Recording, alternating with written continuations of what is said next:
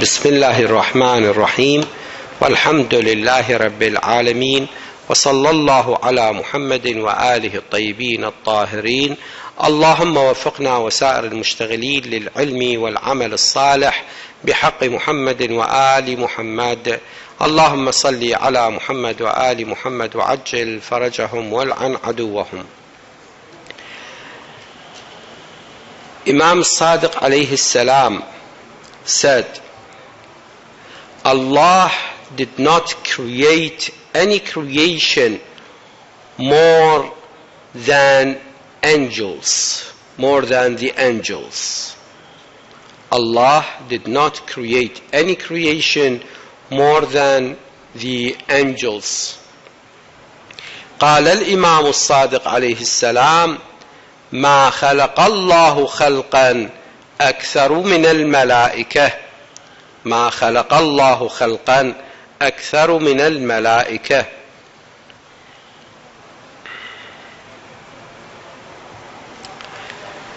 Yes, with Islamic beliefs we reach to doctrine number 9, religious duties. What we believe according to Sheikh Muzaffar, may Allah bless his soul, about religious duties. We believe that Almighty Allah does not command His servants with any duty before He establishes evidence on them concerning the duty. Likewise, He never commands them to do something that is beyond their scopes or capability, because it would be unfair to impose upon a weak or ignorant person who has not shown shortcoming in seeking of knowledge a duty that is beyond his or her scope. What do we have here? Allah subhanahu wa ta'ala, when He is ordering a person, for example, to pray or to fast, let's take example to fast. First of all, He has to tell him that fasting, it is an obligatory act, and you have to fast. This number one. And before this number one, there is before this step, there is another step, or there is another thing before number one. What is it? That yes, Allah subhanahu wa ta'ala gave us this order to fast, but before that He should give us the energy and the power and the ability to fast. So two things which are needed from Allah subhanahu wa ta'ala before He gave us the order and judge us either to be obeyed or disobeyed Him. First of all, He has to give us the abilities and the power to do this thing. And number two, He has to warn us, to give us information, or to send somebody to us in order to tell us that it is obligatory on you to perform such act. Alright, if, for example, Allah subhanahu wa ta'ala asks us, okay, I'll give you this example before I go through this. Now, you have your kids at your homes, okay? Your kids, they have abilities, and their abilities are so limited. If you ask your kid to go over and to build a house, is that possible for a kid to build a house? Absolutely, this is not possible. Why? Because the abilities, the limits of the kids are what? Are so limited. And it is not fair for me to ask this kid to build a house. And if I'm going to punish him, that will be unjust. First of all, let him grow up and be independent on himself, and then ask him to do what he can do. The same thing to Allah subhanahu wa ta'ala. Allah subhanahu wa ta'ala, He is the all just, the all wise, the all just and the all wise. He cannot, but He is not asking us to do something which is beyond of our capabilities or our abilities or our scopes, or beyond of our scopes. Because if He does so and we cannot obey Him because we do not have the abilities, what is the result? The result that He is going to punish us. And that is unfair. And Allah is the all just one.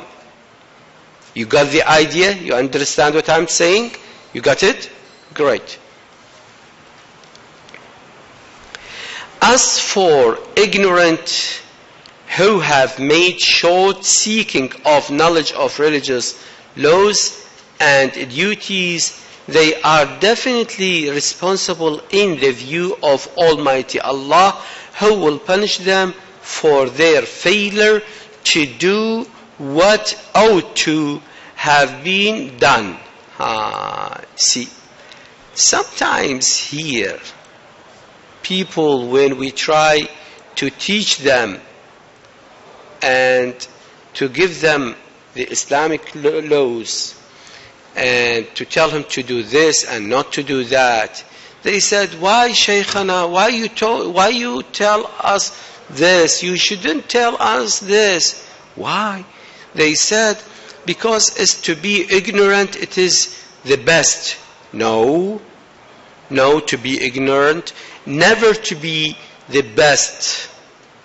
Because even if you are ignorant, you have to ask.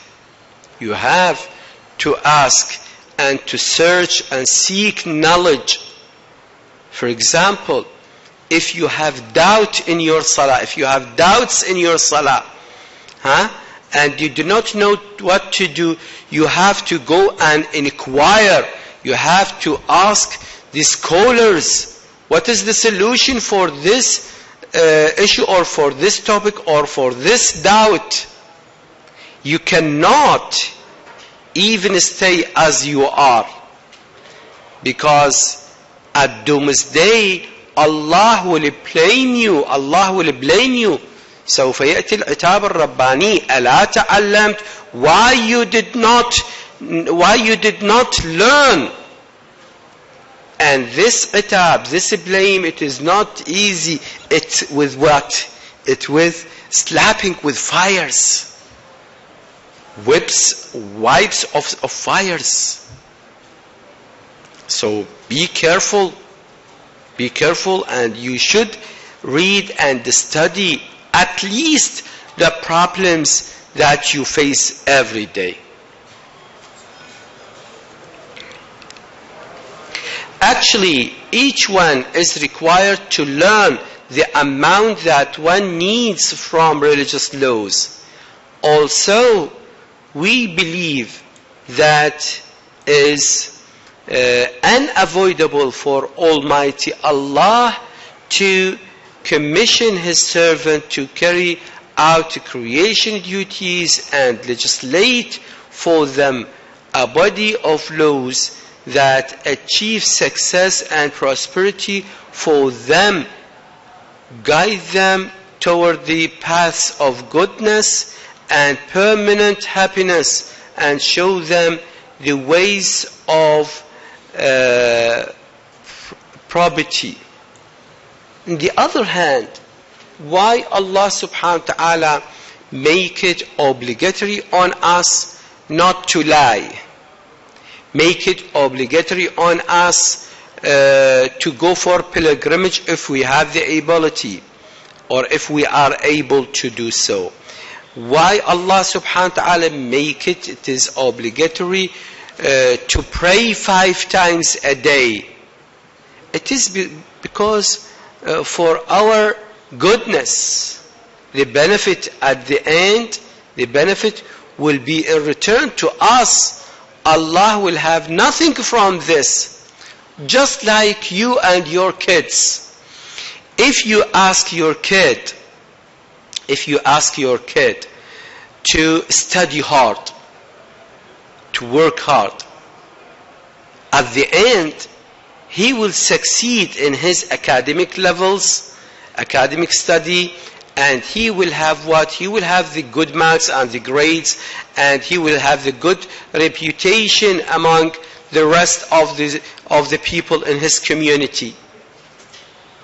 Is that right? Not you, definitely. Yes, me and you will be proud that he is my student, that he is my son. We will be proud, but the benefit will be to whom? To our kid, to our child, to our son and daughter. Allah subhanahu wa ta'ala, when He ordered us to do some obligatory duties, it is for the prosperity for us in this life and hereafter. It does not belong to Him that if we do not make a good act or if we disobey Him, that He will be affected and He will be no God anymore. No, absolutely not. He does not need anything from us because He is the only one, and He is not needing anything from anybody else because He is the source of the needs of the creatures.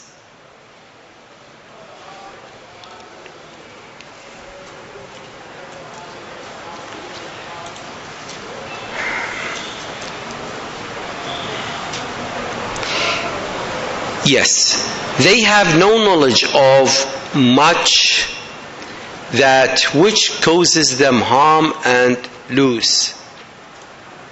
And this is correct. We do not have the good thing for us and the bad thing for us.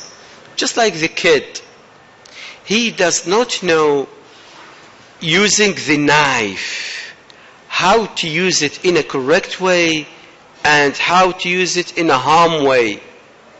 And if we let him or let it use this knife, definitely it will hurt him. And maybe he will die or she will die because they do not know how to use the knife. But with our help, we will teach them what is the good way and the right way of using what? Of using the knife. His servants disobedience him, and non-compliance with his commands and warnings do not cancel out his kindness and mercy. We see that some people whom they reach to the level of being PH, prof in the academic study, but they worship cows. Some of them they worship rats. Some of them they worship some organs of the mankind, the private organs of the mankind. Now, he is a prof in his specialty, in his academic level, but in his belief, he does not know anything. He does not know what is good for him and what is bad for him. So all of us, we need what?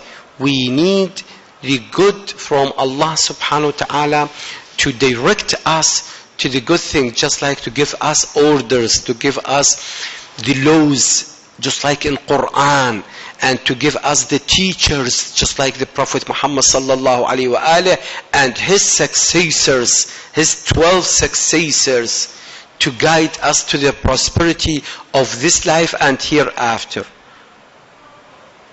And as I mentioned before, our ignorant, our disobey to Allah subhanahu wa ta'ala, that will never affect Allah subhanahu wa ta'ala. That's all for Islamic beliefs, religious duties, doctrinal religious duties. Walhamdulillahi Rabbil Alameen. Wa sallallahu ala Muhammadin wa alihi at-tayyibin at-tahirin. اللهم صل على محمد وآل محمد وعجل فرجهم والعن عدوهم.